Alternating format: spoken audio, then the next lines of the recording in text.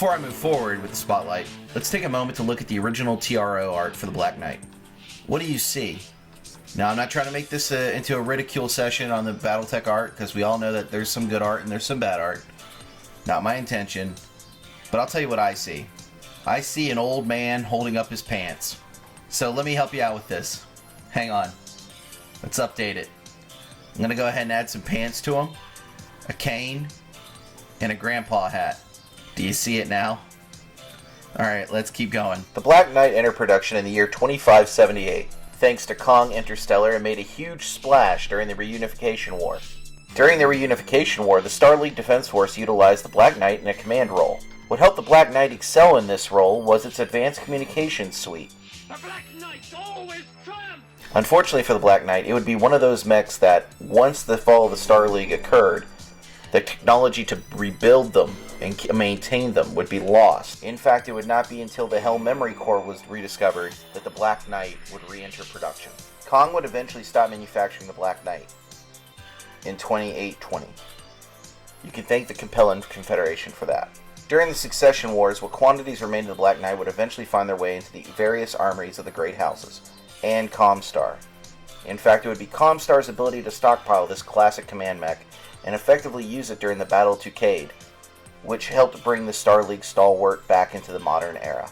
The Black Knight 6-KNT is armed with a single Hellstar 2 PPC in the right arm, 2 large lasers in either torso, a head-mounted small laser, and 4 medium lasers split between the side torsos and arms.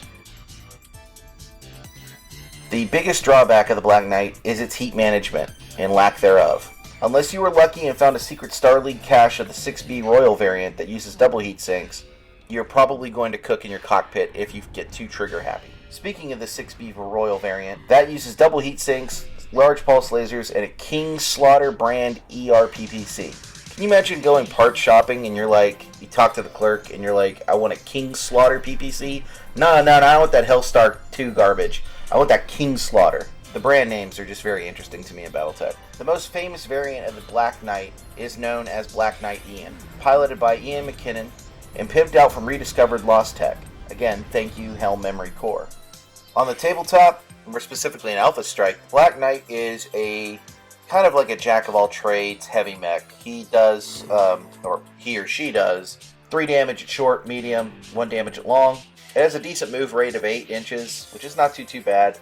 It's kind of tanky, and it's got an overheat value of 2. Where I think it really shines is that it has the recon and probe abilities, so I think that'll come into play and be very useful for you in different scenarios that you may encounter.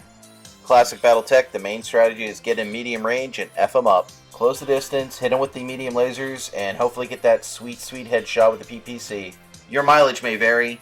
I tend to use my mechs like a blunt instrument, like a hammer, rather than a surgical precision tool. So maybe you have a different strategy than I do, but this is the type of mech that I would just want to run down my enemy's throat. Side note, that probably explains my high casualty rates when I play. Now, I do want to note that this is the MechWarrior Online version of the Black Knight. This is not the Iron Wind Metals or Catalyst Game Labs version of Black Knight. They do look very different. This one was 3D printed off for me. And this is not a model that's commercially available. You can print these if you have a 3D printer. Not supposed to sell them, so don't sell them. For personal use only, please. If you have MechWarrior Online, check out the Black Knight if you haven't already done so. If you've got the MechWarrior 4 expansion Black Knight, go ahead and load that up and play that. And if you're interested in learning more about the tabletop version of Black Knight, check out Technical Readout 3050. And Record Sheets 3050, Clan and Star League Unabridged. That's the latest sheets for those. The Iron Wind model, I know it's not featured in this, I'll do a spotlight for that one too. Has its own charm, but a little bit different in style. I kind of tend to prefer this modern version of it, but each their own, right? Thank you so much for watching. If you'd like to watch more, click one of the links that are on your screen. Or if you want to smash that like button and hit subscribe, that would be awesome too.